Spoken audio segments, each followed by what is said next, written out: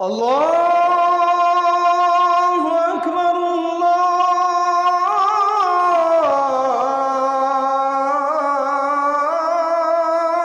আকবার। আমরা মাস্টারকে যে রিসপেক্ট করেছি সেই রিসপেক্ট এখন সম্মান আছে মাস্টারদের নাই।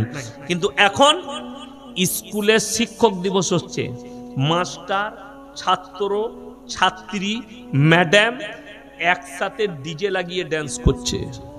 ঠিক বললাম না ভুল বললাম? তাহলে এইটা হচ্ছে বর্বরতার যুগ, শিক্ষার যুগ নয়। আমি বলিনি, আপনি যে কোনো মাদ্রাসায় যান, সাগরদিঘির, মুর্শিদাবাদ জেলার যে কোনো মাদ্রাসায় যান, একটা মাদ্রাসার বাথরুম থেকে মদের বোতল পাবেন না, সেক্সের ট্যাবলেটের পাতা পাবেন না, নিরোদের প্যাকেট পাবেন না। আর মিডিয়ারা বলছে যাদবপুর বিশ্ববিদ্যালয়ের হোস্টেলের বাথরুম থেকে নিরোদের প্যাকেট পাওয়া গেছে, সেক্সের ট্যাবলেটের পাতা পাওয়া গেছে, মদের বোতল পাওয়া গেছে। এইটাই হচ্ছে দুটো শিক্ষার পার্থক্য। আমি যখন ফারেক হয়, আমার হেডমাস্টারের গ্রামে আমি জলসা করতে গেছি, তো আমার হেডমাস্টার নিচে বসে আছেন, আমি ওপরে। আমি বললাম, স্যার আপনি ওপরে আসুন। আমি 2 ঘন্টা বয়ান করার পরে আমাকে জড়িয়ে ধরে কাঁদলো আর বলল, আমি আজকে বিশ্বাস করি যেটা পৃথিবীর কোন শিক্ষা প্রতিষ্ঠানে তৈরি হবে না, সেটা একমাত্র মাদ্রাসা তৈরি করতে পারবে। জোরে বলুন সুবহানাল্লাহ। আমরা কোন ছেলেগুলোকে পাই মাদ্রাসাওয়ালা না? কানাটা, বুকাটা, বাপকে জ্বলিয়ে দিলে, মাকে জ্বলিয়ে দিলে, ভাতের হাঁড়িতে ঢেলা মারছে, বলছে ওটা মাদ্রাসায় দিয়ে ওরা বুঝে করবে। ঠিক বললাম না ভুল বললাম? আর যেটা ফার্স্ট ডিভিশন বলে ওটা ইঞ্জিনিয়ার হবে, ওটা ডাক্তার হবে, ওটা মাস্টার হবে। ওই জন্য আমরা তো খারাপগুলো পাই, কানাটা, খুড়াটা, বেকাটা, টেড়াটা, চলছে না, মাকে জ্বলাচ্ছে, বাপকে জ্বলাচ্ছে, ভাতের হাঁড়িতে ঢেলা মারছে, লোকের কাছে আম পাচ্ছে, দিয়াই কি বুঝলেন? আমাদের কাছে এই সাগরদিঘির কটা ছাত্র আছে আমাদের মাদ্রাসায়, আমার মাদ্রাসায় পড়ে কটা ছেলে, কি বুঝলেন? তাদের কাজ হচ্ছে আমের সিজনে যেমনি ছুটি হলো 12টার পরে গাছের ওপরে থাকে, কি বুঝলেন? আমের গাছে ছুটে বেড়াচ্ছে ভাত খেয়ে। কেন বলুন তো? বাচ্চা, তাদের জীবনটাই ওইটা, খেলাটা বাচ্চার জীবন। তারা যখন অনেকজন, আপনি ধরেলেন, আপনাকে বলছি, আপনি উলাডাঙ্গার মানুষ, আপনি সাগরদিঘির একটা মাদ্রাসায় গিয়ে আসরের নামাজ পড়ছেন, দিয়ে শেষে গেছেন, যখন নামাজ চলছে আপনি গিয়ে জুড়লেন, পেছনের কাতারে ছেলেরা খেলা করছে, মারামারি করছে। আপনি গ্রামে এসে বললেন মাদ্রাসায় টাকা দেওয়া যাবে না, বে সালারা খেলা করে, নামাজ পড়ে না। তা আমি তোমাকে প্রশ্ন করছি, আবে খেলা করা মাল কটাই তুই দিয়েছিস বে? ভালো দিসনি। ওই পেছনের ছেলেটা যখন ফার্স্ট কাতারে যাবে, তখন তুমি বলবে সে খেলা করছে না, নামাজটা পড়ছে। পেছনের কাতারে ওই বাচ্চাগুলো, খেলা করা ছেলেটাই একদিন তোমার মসজিদের ইমাম হবে। তার জীবনটাই খেলা করার জীবন। অনেকজন এই বলে, অনেক লোক দেখবেন, অনেক বয়স্ক নামাজি আছে, তারা শুনে যান, মসজিদে যদি কেউ বাচ্চা ছেলে নিয়ে আসে, অনেক বয়স্ক লোক বিরক্ত হয়, এদিকে কেন আর নিবে, ঘরে রাখতে পারিস না। তারা হচ্ছে মূর্খ। বাচ্চা ছেলে খেলা করবে মসজিদে, পেছনের কাতারে দাঁড় করিয়ে দাও, 5 বছর বয়স হলে তাকে মসজিদে নিয়ে যাও হাতে ধরে, তার মধ্যে যেন নামাজের ফিজাটা তৈরি হয়। যারা নামাজি আছেন, ফজরের নামাজ মসজিদে পড়বেন, সুন্নতটা বাড়িতে পড়ুন, সন্তানের উপরে, বিবির উপরে আসর পড়বে। কই গো, উঠো, নামাজ পড়তে যাবে, হ্যাঁ উজুর পানিটা নিয়ে এসো, একটু গরম পানি করবে, তাকে খাটান একটু, বউকে গরম পানি করে দিলে, উজুটা করলেন, মুসল্লাটা বিছাও, আমি সুন্নতটা পড়বো।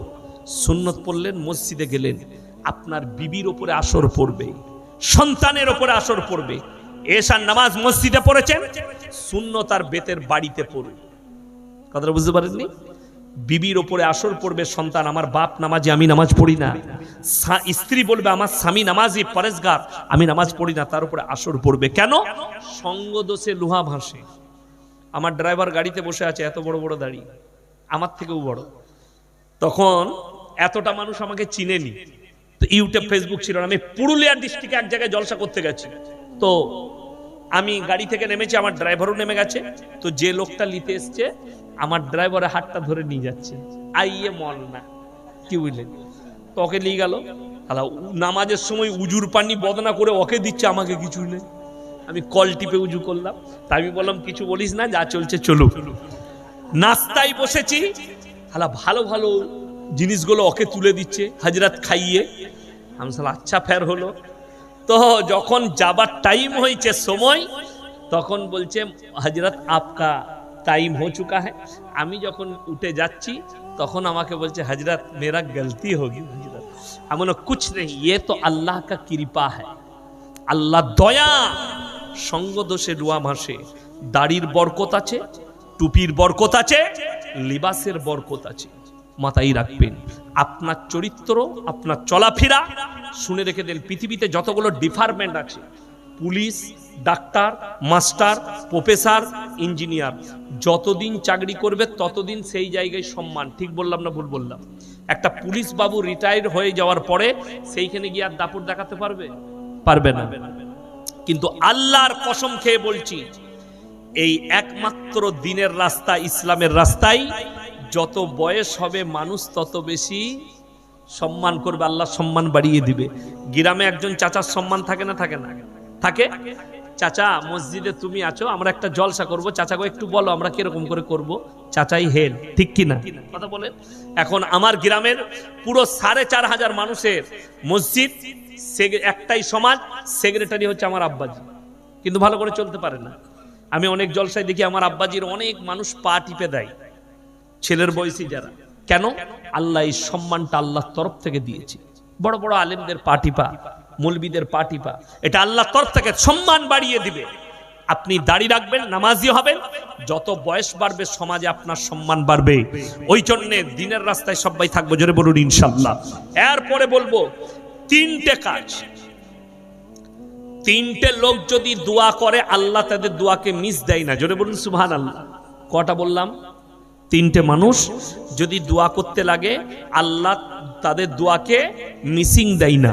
নাম্বার 1 হচ্ছে ওয়াআতিদাল কুরবা, তোমার কাছের গরিব যদি হাত পাতে তার হাতকে ফিরাবেন, আল্লাহ তার দোয়াকে কবুল করে নেয়। আপনি 10 টাকা দিতে পেরেছেন, আল্লাহর কাছে কেঁদে বলবেন আল্লাহ আমাকে দেনেওয়ালা বানিয়েছো, আমাকে হাত পাতনেওয়ালা বানাও নি। ওয়াআতিদাল কুরবা ওয়াল ইয়াতামা ওয়াল মাসাকিন, এবং এতিম আর মিসকিন যদি হাত পাতে তাদের হাতকে ফিরিও না। আর 3 নম্বর হচ্ছে আবনাস সাবিল ওয়ালা তুবাদ্দির তাবদীরা, মুসাফির যদি তোমাদের কাছে হাত পাতে তাদের হাতকে জীবনে তোমরা ফিরি। কোরআন খুলেন, আল্লাহ তাআলা এত ডেঞ্জার কথা বলেছেন, নবীজি কেঁদেছেন, সাহাবীরা কেঁদেছেন। আল্লাহ তাআলা যখন এই আয়াত অবতীর্ণ করলেন, রাসূলের কাছে আয়াত পৌঁছালো, রাসূলের দাড়ি মুবারক ভিজে গেছে, সাহাবীরা কেঁদেছেন, সাহাবীর বিবিরা কেঁদেছেন, রাসূলের বিবিরা কেঁদেছেন। আল্লাহর নবীর কাছে আয়াত এলো, ওয়ালাউ আন্নানা নাযালনা ইলাইহিমুল মালাইকা ওয়া কাল্লামাহুমুল মাউতা ওয়া হাশারনা আলাইহিম কুল্লা শাইইন কুবুলা মা কানু লিউমিনু ইল্লা আন ইয়াশা আল্লাহ ওয়ালাকিন্না আকতারহুম ইয়াজহালুন ওয়ালাউ আন্নানা নাযালনা ইলাইহিমুল মালাইকা, মালাইকা মানে হচ্ছে ফেরেশতা।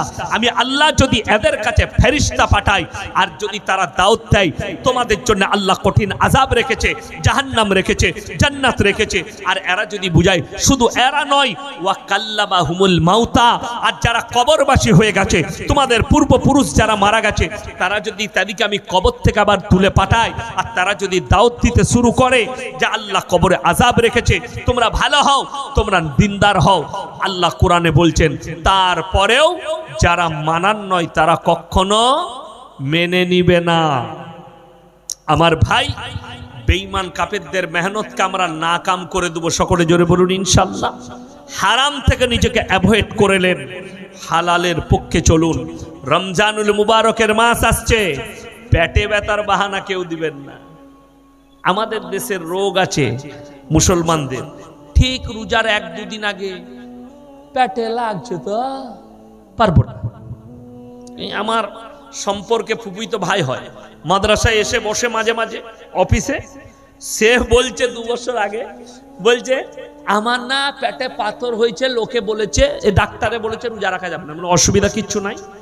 আচ্ছা শুনেলেন, এখানে যারা বসে আছেন মায়েরা ভাইরা, যারা বাহানা দিবেন রোজা রাখতে পারবো না, তাদের জন্য মারাত্মক দলিল। আচ্ছা বলুন, এই যে উলাডাঙ্গা গেলাম এলাম, একটাই রাস্তা না আরো রাস্তা আছে? কেবল একটাই রাস্তা।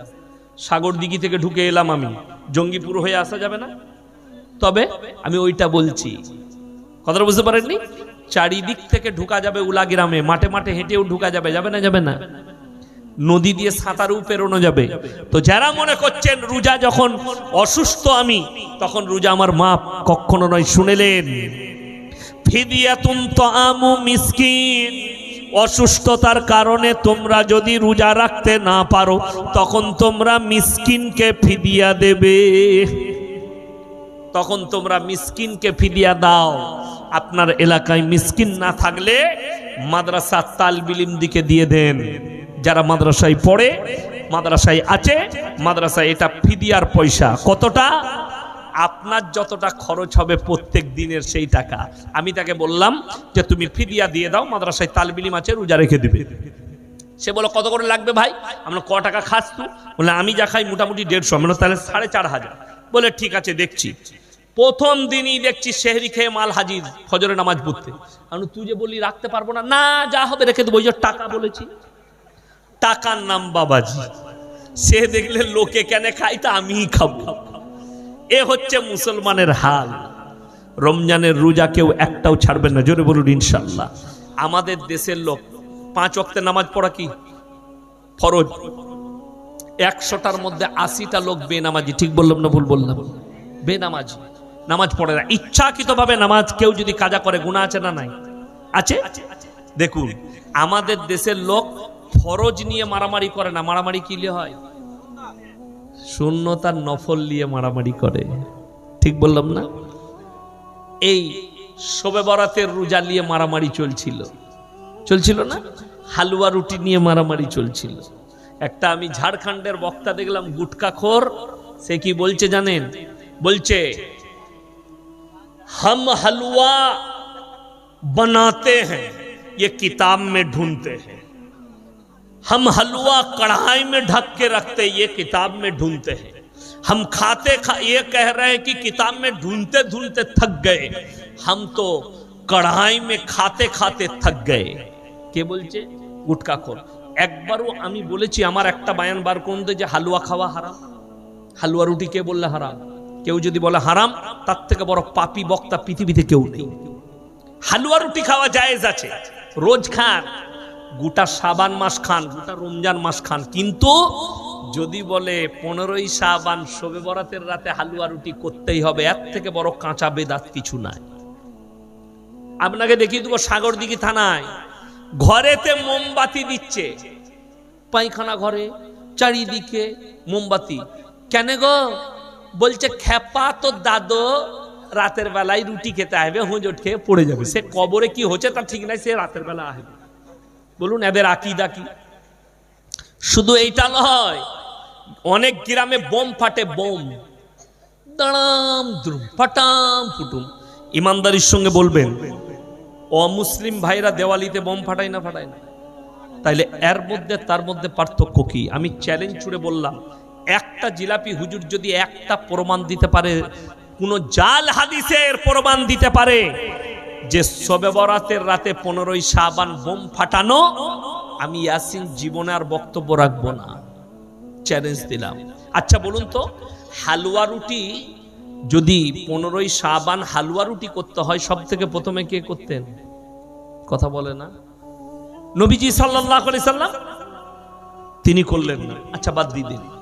তিনার পরে সাহাবীরা, 4 জন খলিফা, হযরত আবু বকর সিদ্দিক রাদিয়াল্লাহু তাআলা আনহু, হযরত উসমান গনি রাদিয়াল্লাহু তাআলা আনহু, হযরত আবু বকর সিদ্দিক, হযরত উসমান গনি, হযরত আলী, এরা কেউ করলেন না। হযরত উমর নিজের জীবনীতে কেউ শবে বরাত পালন করলো না, কিন্তু জিলাপি হুজুররা বলছে আমাদেরকে ওই দিনে হালুয়া চাই। আমি বলি নাই তো একবারও যে জিলাপি খাওয়া ভালো নয়? আমার বর্ধমানে সব থেকে ভালো জিলাপি তৈরি করে রাধা বল্লভ মিষ্টান্ন ভান্ডার। আমি খাই। আমার গ্রামে গোটা 5-4 হাজার বসতিতে একটাই খালি হিন্দু ভাইদের দোকান আছে। কটা বললাম? একটাই, কোনো দোকান নাই, একটাই। আমি বলবো ভারতের পশ্চিম বাংলার দালাল মিডিয়া দিকে এসে একবার জিজ্ঞেস করবি, তার নাম বাপি, মিষ্টির দোকান চালায়, তাকে জিজ্ঞেস করো যে এই 4000-এর ভেতরে তুমি একা আছো, তোমার কি কোনো কষ্ট হয়? সে যদি খালি বলে দেয় মুসলিমরা আমাকে কষ্ট দেয়, আমি এখানে চ্যালেঞ্জ দিয়ে গেলাম, আর জীবনে আমি মানুষের সামনে কথা রাখবো না। চ্যালেঞ্জ দিলাম। তার দোকানে জিলাপি হয়, আমি প্রায় মাদ্রাসার তালিব ইলম দিকে জিলেবি খাওয়াই। কে বললে জিলেবি খাওয়া হারাম? জিলেবি খাওয়া ভালো, কিন্তু ওইটা মাজারে মান্নাত করে খাওয়া হারাম, এইটা আমি বলেছি। বড় কষ্ট লাগে। এই আপনার দেখলাম একটা কানা মুফতি, বহরমপুরের দিকে বাড়ি, মুর্শিদাবাদে, হ্যাঁ, আবুল কালাম অজাত। কি জাত বললাম? অজাত, মানে জাত নেই। সে দেখলাম আমাকে বলেছে, মানে তার কোনো জাত নাই, সে আমার জন্য বলেছে যে ইয়াসিনের বাপ পর্যন্ত পারবে না। আমার বাপ হিসাব করে দিলে তোর মতো কটা অজাত ভেসে যাবে তা তোর জানা নাই। আমার বাপের পাল্লায় যারা পড়েছিল, আজকে তো শওকত সাহেবের 80 বছর বয়স, তো একবার তোদের গুটকাখোর জিজ্ঞেস করে লিগা, ইতাই বাড়ি, ভগবান গোলাই বাড়ি আর ইসলামপুরে। তখন আমার বাপের বয়স আমার মতন। আমাকে মুর্শিদাবাদের একজনা বললে, আপনি কি বায়ান করছেন? বাঘ ছিল, বাঘ। তখন ইউটিউবের জামানা ছিল না। কোনো গুটকাখোর আমার বাপের সামনে দাঁড়াতে পারতো না ভয়ে। ওদের একজন নামাজ ভুল করেছিল, আমার আব্বা আরবিতে উত্তর করেছে, সে মাল উত্তর দিতে পারে না। আরবিতে প্রশ্ন করেছে, উত্তর দিতে পারে। আরবি জানলে তো প্রশ্ন উত্তর দিবে, মালের কাছে ইলম থাকলে তো উত্তর দিবে। কি বলছে? ইয়াসিন সাহেব বলেছে জিলেবি খাওয়া যাবে না, ইয়াসিন সাহেব বলেছে হালুয়া রুটি চলবে না, ইয়াসিন সাহেব বলেছে এইটা চোখে চুমু খাওয়া যাবে না। আমি খালি অবাক হয়ে যাই, বুঝলেন? যখনই বলছে আশহাদু আন্না মুহাম্মাদার রাসূলুল্লাহ,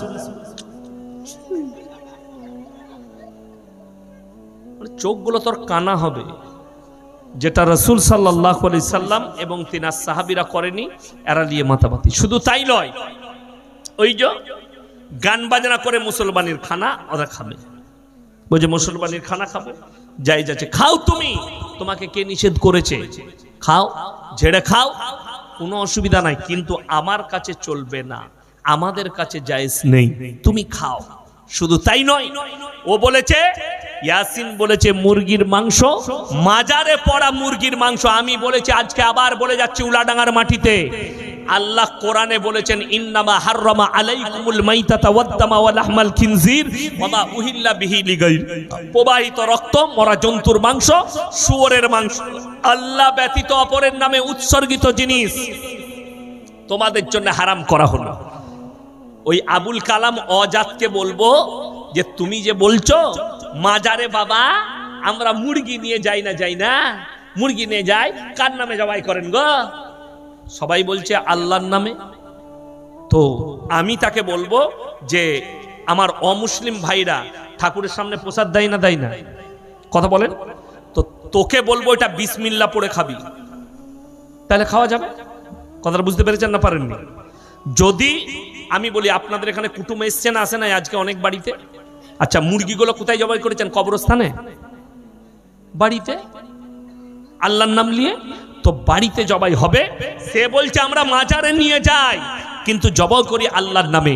আমি বলছি কেউ যদি পীরের উদ্দেশ্য করে, বাবার নামে, গাছের নামে, ঢিপির নামে, অমুক বাবার নামে, ন্যাংটা বাবার নামে, খেপা বাবার নামে, লেলা বাবার নামে, দাতা বাবার নামে 1000 বার বিসমিল্লাহ বলে জবাই করলেও হারাম।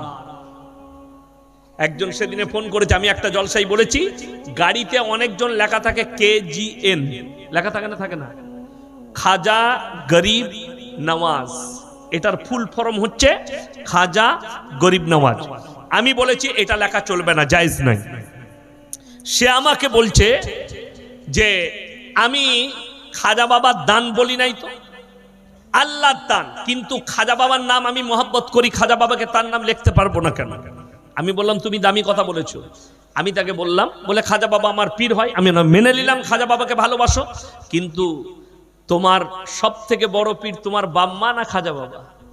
বলে আমার বাম্মা। আমি তুই বাম্মাকে তাইলে ভালোবাসি না খাজা বাবাকে ভালোবাসিস? কথাটা বুঝতে পেরেছেন না পারেন? আমি তুই যদি বাপকে বলছিস যে মহব্বত করে খাজা বাবার নাম রেখেছে, হারাম কর তোর বাপের নামটা লেগলি না যে তোকে জন্ম দিয়েছে? কথাটা বুঝতে পেরেছেন না পারেন? তোর বাপের নাম লেগলি না? বড় কষ্ট লাগে। মানুষকে ধোকা দিবার একটা, প্রতারণা দিবার একটা জায়গা আছে। আজকে শুনে রেখে দেন, এই ভারতের মাটিতে অমুসলিম ভাইরাও মাজারের গিয়ে মাথা ঠুকছে, তার কারণ তারা জানে আমাদের তার এটার মধ্যে কোনো পার্থক্য নাই। আমরা মাটির তৈরি করে উপাসনা করি, এরা মানুষকে পুঁতে দিয়ে। আপনারা বলুন, ইনি আমার পাশে সভাপতি বসে আছেন, আমার কাছে যদি এখন ইনি বলেন ইয়াসিন ভাই, ইয়াসিন সাহেব 50 টাকা দেন, আমি দিতে পারবো না? পারবো না? কথা বলে না? পারবো। আর আমি যদি মরে যাইতে চাইলে পাবে? পারবে না। কিন্তু আমাদের দেশের এই জিলাপি হুজুর, এই অজাত ফজাত যতগুলো আছে, এরা বলছে পীর সাহেব মরে গেলে পাওয়ার বেড়ে যায়। বেঁচে থাকতে পীর সাহেবের সংসার চালাতো লোকে, আর মরে যাওয়ার পরে পীর সাহেব সবাইকে দিচ্ছে। কষ্টটা ওই জায়গায়, দুঃখটা ওই জায়গায়। আমি বলছি যদি মাজারে গেলে সব পাওয়া যায়, তাহলে ওরস করার লেগে গাড়ি দাঁড় করিয়ে চাঁদা তুলিস কেন? কথাটা বুঝতে পারেননি? ও তো মাজারে গিয়ে চাইলেই তো পেয়ে যাবি, বাবা তোমার নামে ওরস করব, আমাদিকে টাকা দাও, তো বাবা দিয়ে দিবে, 50,000 করে নিবি। আপনি বোম্বেতে যান, হাজি আলিতে দামি দামি গাড়ি, BMW, মার্সিডিজ, ওডি এসে দাঁড়াচ্ছে, মানুষ গিয়ে সেখানে 5,000 10,000 টাকা দিয়ে চাদর চড়াচ্ছে, এবং সেখানে কি বলছে জানেন? বাবা হামকো বাচ্চা দে দো, বাবা হামকো পয়সা দে দো, আমার কারোবার মে বরকত দো। আর সে যখন বেরিয়ে আসছে, দুদিকে ভিখারি বসে আছে, আল্লাহ গেলাম দে দে।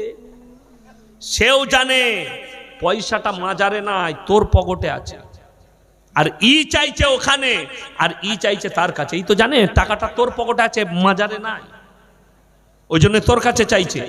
তো কার ভাগ্যটা দুর্ভাগ্য বলুন, যে চাদর চড়িয়ে কবরে চাইছে। যদি বলেন কোরআনের দলিল দেন, শোনেন, 17 পারা, পারা নম্বর কত বললাম? তাড়াতাড়ি বলুন। 17। একবারই শেষ রুকু, শেষ রুকুর প্রথম আয়াত। কোন আয়াত বললাম? প্রথম আয়াত।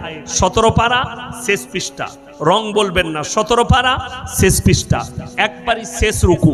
যাদের বাড়িতে মানে কোরআন আছে, আমাকে গালি দেওয়ার আগে খুলে দেখে নেবেন, তারপরে আমাকে গালি দিতে গেলে গালি দেবেন। কোরআন বলছে, ইয়া আইয়ুহান নাসু যুরিবা মাথালুন ফাসতামিউ লা ইন্নাল্লাযীনা তাদউনা মিন দুনিল্লাহি লা ইয়াখলুকু দুবাবাম ওয়ালা বিজতামাউ লা ওয়া ইয়াসলুবুহুমুদ দুবাবু শাইআ লা ইয়াস্তানকিদুহু মিন। হে আমার নবী বলে দাও, তোমরা যাদের কাছে ভালো মন্দ চাও, তাদেরকে একবার জিজ্ঞেস করো, হে পৃথিবীর মানুষ, তারা একটা মাছি পর্যন্ত সৃষ্টি করতে পারে না। মাছি সৃষ্টি অনেক দূরের কথা। মাছি যদি তাদের কাছ থেকে কোনো জিনিস ছিনিয়ে নিয়ে যায়, সেটা উদ্ধার করার মতো ক্ষমতা নেই। তারা হচ্ছে শক্তিহীন, আর আমি আল্লাহ হচ্ছি শক্তিশালী। জোরে বলুন সুবহানাল্লাহ। আমি আল্লাহ শক্তিশালী, আর তারা শক্তিহীন। ওই জন্য আমার বন্ধুগণ, আমার ভাই, আপনাদেরকে অনুরোধ করছি, প্রত্যেকটা ভাই নিয়ত করলেন, আমরা নিজেদিকে শিরক থেকে বাঁচাবো। জোরে বলুন ইনশাআল্লাহ। বেঈমান কাফেররা এইগুলোই মেহনত চালু করেছে, শয়তানের মেহনত এটা। ইব্রাহিম আলাইহিস সালাতু ওয়াস সালাম নিজের বাপকে দাওয়াত দিয়েছেন, ইসকাল লিয়াবিহি ইয়া আবাতি লিমা তাবুদু মা লা ইয়াসমাউ ওয়া লা ইবসিরু ওয়া লা ইউগনি আনকা শাইয়া। হে আমার আব্বাজান, আপনি কার উপাসনা করছেন? যে হাত পা লাড়তে পারে না, কথা বলতে পারে না, নিজস্ব কোনো যোগ্যতা নেই, আপনি তার উপাসনা করছেন। এটা শয়তানের রাস্তা। আমাকে নবী হিসাবে বিশ্বাস করুন, আমার রবকে, আমার আল্লাহকে বিশ্বাস করুন। ইব্রাহিম আলাইহিস সালাতু ওয়াস সালামের বাপকে ইব্রাহিম নবী দাউদ দিয়েছেন, দাউদ কবুল করেনি। রিওয়ায়েতে আছে, কিয়ামতের দিনে ইব্রাহিম নবী আল্লাহকে বলবেন, ওগো আল্লাহ, আমি আমার আব্বা জানের জন্য একটু আবেদন করতে চাই। রিওয়ায়েতে আছে কোরআনে, বীর্য আকারে রক্ততে ইব্রাহিম নবীর বাপ লুটোপুটি খাবে, আর আল্লাহ বলবেন তোমার আবেদন আজকে রাখা হবে না। হে আমার বন্ধুগণ, আমার মা বোন, দুজন নবীর বিবি জাহান্নামে যাবে, তারা আটকাতে পারবে না। মারাত্মক অপরাধ তাদের। নাম্বার 1, স্বামীর অবাধ্যতা করা। নাম্বার 2, আল্লাহকে অবিশ্বাস করা। নাম্বার 3, তার রাসূলকে, তার নবীকে অবিশ্বাস করা। একজন নূহ নবী আর লূত নবী, এই দুজনের বিবি জাহান্নামে যাবে। আল্লাহ কোরআনে লাকির টেনে দিয়েছে, তারা নবী হওয়ার পরেও আটকাতে পারবে না। এরপর আপনি চিন্তা করুন, আপনি পাপের সাগরে ডুবে থাকবেন, আপনার বাপ, আপনার মৌলবি আপনাকে কি করে পার করাবে? আপনি পাপের সাগরে ডুবে আছেন, কি করে পেরুবেন? সবাই বলুন, এই রমজানুল মুবারকের মাস আসছে, আমরা সমস্ত পাপ থেকে আমরা দূরে থাকবো। সকলে জোরে বলুন ইনশাআল্লাহ। পাপ থেকে মুক্ত হন, পাপে যাবেন না। আমার যুবক দিকে বলছি, মোবাইলে যদি মোবাইল তোমাকে পাপে লিপ্ত করে, এই মোবাইলকে রাত্রিতে হারাম করে দাও। যারা আপনার গোদা বাংলায় ব্লু ফিল্ম, আর শুদ্ধ ভাষাই হচ্ছে পর্নো, এই পর্নোগ্রাফিতে যারা অসত্য হয়ে পড়েছেন, তাদেরকে অনুরোধ করব, একটা সাইড আছে, সেই সাইড থেকে তোমার মোবাইলে বন্ধ করে দাও। এইটার দ্বারা শুনেলেন কত বড় ক্ষতি। তারা হস্তমৈথুনে যুক্ত হয়ে যাচ্ছে বহু যুবক, আর তারা বিবাহের আগে তার যৌবনকে শেষ করে দিচ্ছে, এবং যৌবনকে শেষ করার পরে তার বিবাহিত জীবন, দাম্পত্য জীবনটা সুখী নয়, তার বিবিকে পরকীয়ায় লিপ্ত হতে হচ্ছে, কোনো জায়গায় ডিভোর্স হয়ে যাচ্ছে। এবং বলে দিই প্রত্যেকটা যুবককে, কোনো মানুষ সে যদি জানে যে আমার যৌন ক্ষমতা নেই, আমার যৌবন ক্ষমতা নেই, আমি আমার স্ত্রীর সঙ্গে মিলন করার ক্ষমতা আমার নেই, সে যদি লুকিয়ে বিয়ে করে তার থেকে বড় পাপ কিছু নেই, যে মেয়েটার জীবনটাকে নিয়ে খেলা করবে। তুমি পরিষ্কার সাইড হয়ে যাও, আমি আমার জীবনে বিবাহ করব না। যেহেতু আপনার কাছে স্ত্রীকে দিবার মতো সম্পদটা বড় জিনিস নয়, স্ত্রীকে খাওয়ানোটা বড় জিনিস নয়, স্ত্রীর যে খোরাক সব থেকে বড় জিনিস, সেটা হচ্ছে শারীরিক সম্মান, সেটাই হচ্ছে যৌবন ক্ষমতা। এইটাই যদি তুমি হারিয়ে ফেলো, তোমার জন্য বিয়ে করার জায়েজ হবে না। আর যদি তুমি লুকিয়ে বিয়ে করো, আমাকে একজন মহিলা, ভদ্র মহিলা ফোন করেছিলেন, তার সঙ্গে একটা যুবক ছিল। আমি বললাম রং কথা আমার সাথে বলবে না, যেটা বলার ঠিক বলো। ছেলেটা ফোন নিল আর বলল, হুজুর আমাদের প্রশ্ন হচ্ছে, স্বামীর যৌবন ক্ষমতা নেই, স্ত্রী যদি সেই স্বামীর কাছেই থাকে আর অন্য পুরুষের সঙ্গে সে যদি তার চাহিদা মিটায়। আমি বললাম তুমি দূরে আছো, তাই তুমি যদি আমার কাছে থাকতে তোমার কণ্ঠনালীটা উকুড়ে দিতাম, জবানটা ছিঁড়ে দিতাম। এত বড় কথা একটা মৌলবীকে বলার অধিকার কে দিল তোমাকে? তোমার স্বামীর যদি যৌন ক্ষমতা না থাকে, তোমার খিদে না মিটাতে পারে, তুমি তার কাছ থেকে ডিভোর্স নাও। স্বামীর উচিত তাকে তালাক দিয়ে দেবে, এবং ডিভোর্স নেওয়ার পরে ইদ্যত পালন করবে। তুমি অন্য স্বামী গ্রহণ করো, কিন্তু ইসলামে জিনা করার রাস্তা নেই। যেহেতু কোরআনে বলে দিয়েছে, ওয়ালা তাকরাবুজ জিনা ইন্নাহু কানা ফাহিশা ওয়া সা সাবিলা। ব্যভিচার করা তো দূরের কথা, যে রাস্তায় ব্যভিচার হয় সেই রাস্তার ধারে পাশে তোমরা যাতায়াত করো না। আমার বন্ধুগণ, বেঈমান কাফেররা ঠান্ডা মাথায় দেন কি আছে, ঠান্ডা মাথায় বেঈমান কাফেররা কি করছে? আপনার আমার ইমানকে ধ্বংস করছে। কি মাথায় বললাম? ঠান্ডা মাথায়। তারা নাম দিয়েছে ভ্যালেন্টাইন ডে, 14ই ফেব্রুয়ারি।